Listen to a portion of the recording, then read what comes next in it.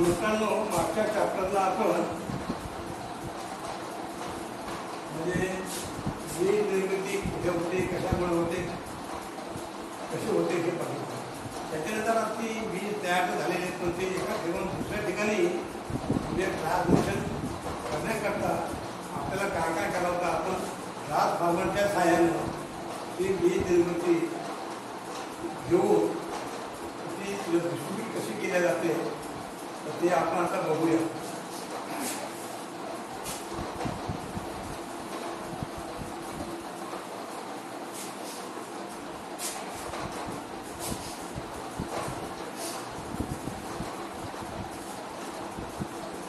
आता उच्च व्होल्टेजच्या ट्रान्समिशनचे फायदे. तर कोणत्याही वीज निर्मिती केंद्रामध्ये 11,000 किलो व्होल्ट दाबाने वीज निर्मिती केल्यानंतर त्याचे 400 किलो व्होल्ट अथवा 220 किलो व्होल्ट दाबाने ट्रान्समिशन केले जाते. ट्रान्समिशन लाईनचे व्होल्टेज वाढवल्यामुळे खालील फायदे मिळतात.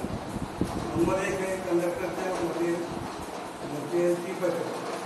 आता याचे फायदे आहे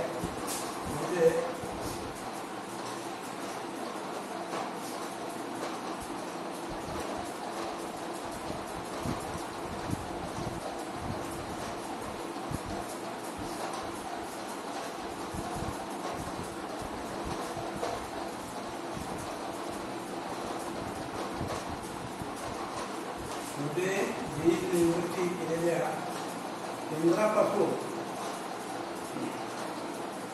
अति उच्च दाबाने वीज एका ठिकाणी दुसऱ्या ठिकाणी वाहून नेण्याला ट्रान्समिशन असं म्हणतात.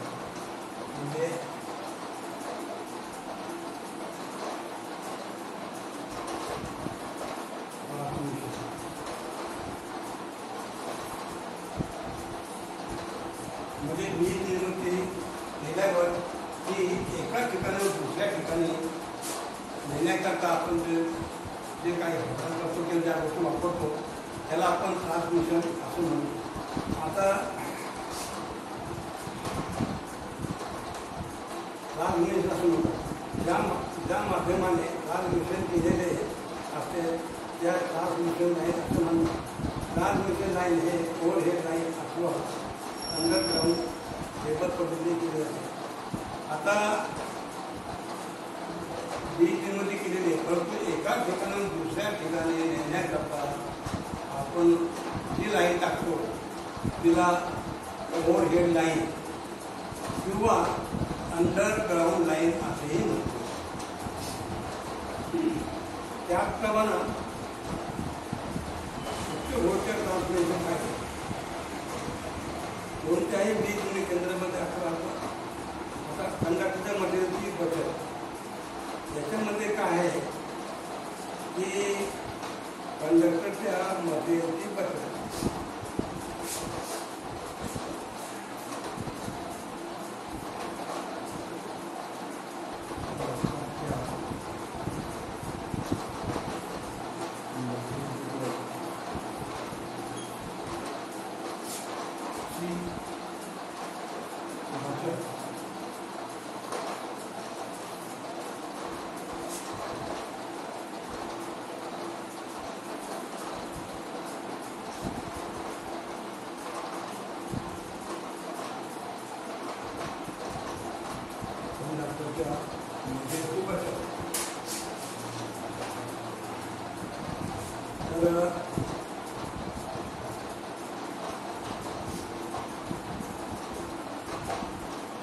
कोणत्याही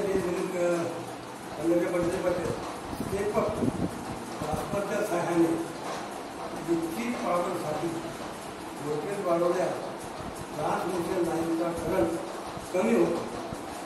त्यामुळे त्या करंटच्या किमतीप्रमाणे बारीक आकाराचा कंडक्टर वापरता येतो. कंडक्टरचा आकार कमी झाल्यामुळे कॉपर किंवा ॲल्युमिनियमची बचत होते. उदाहरणार्थ 20 मेगावॉट पॉवरचा लोड 11 किलो व्होल्टने ट्रान्समिशन केल्या त्या लाईनमधून वाहणारा करंट हा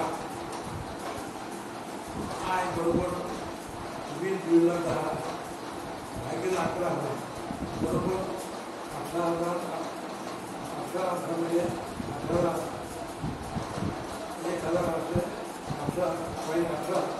एम्पियर असेल. आता तेवढी पावर 440 किलो व्होल्ट दाबाने ट्रान्समिट केल्यास वाहणारा करंट तर I बरोबर V/10 म्हणजे 44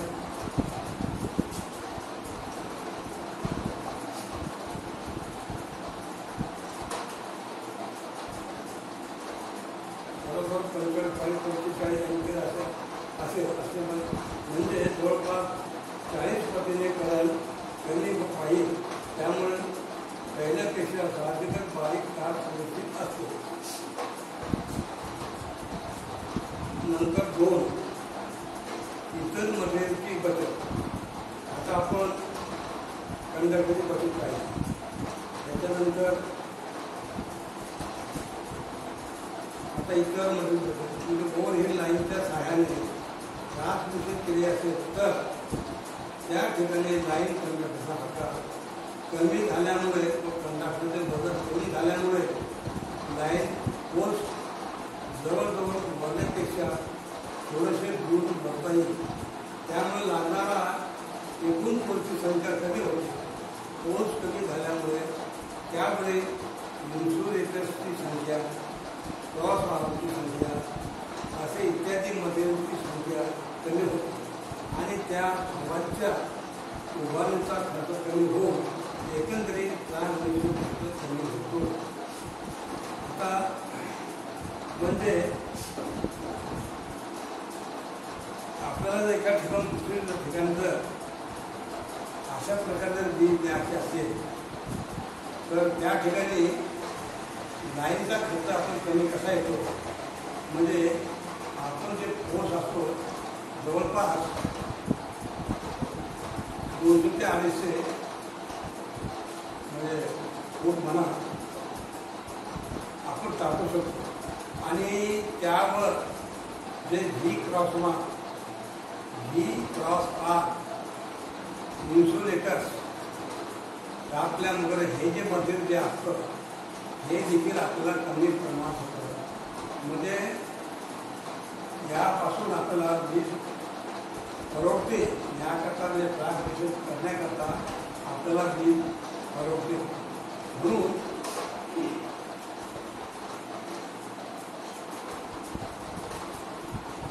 आता ट्रान्समिशन लाईनची इफिशियन्सी वाढते. आता नंबर 3 आहे ट्रान्समिशन लाईनची इफिशियन्सी वाढते.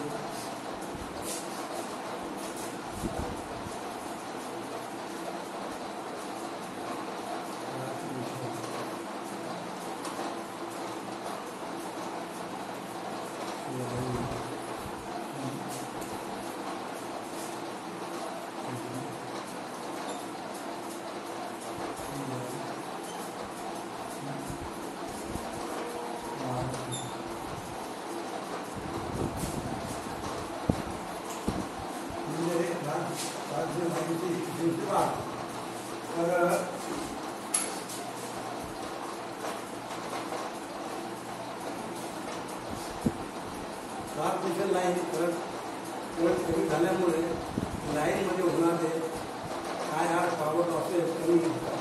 म्हणून लाईनची एफिशियन्सी वाढते. नंबर 4 आहे व्होल्टेज रेग्युलेशन चांगले आहे. व्होल्टेज रेग्युलेशन नंबर 4 आहे.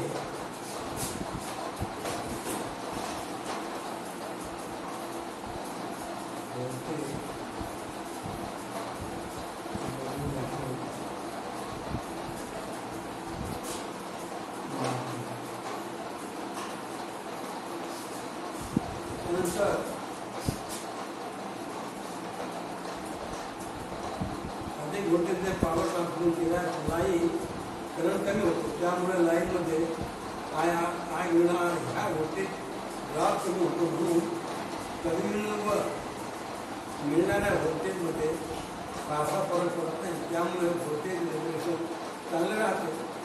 आता डिस्ट्रीब्युशन हे झालं. आता टॉपिक आहे डिस्ट्रीब्युशन. म्हणजे वाटत नाही.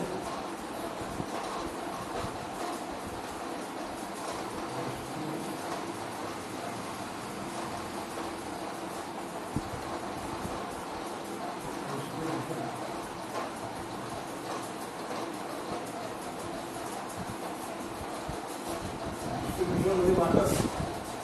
तर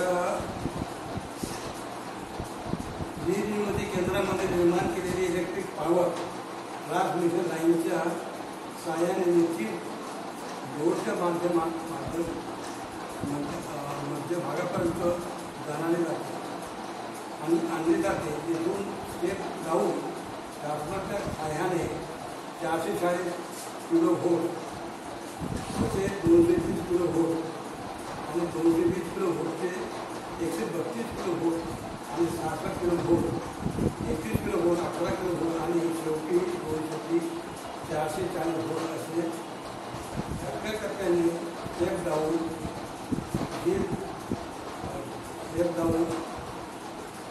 करून वीज प्रत्येक वीज वाटप केली जाते. त्या दृष्टीकोन असे म्हणतात. म्हणजे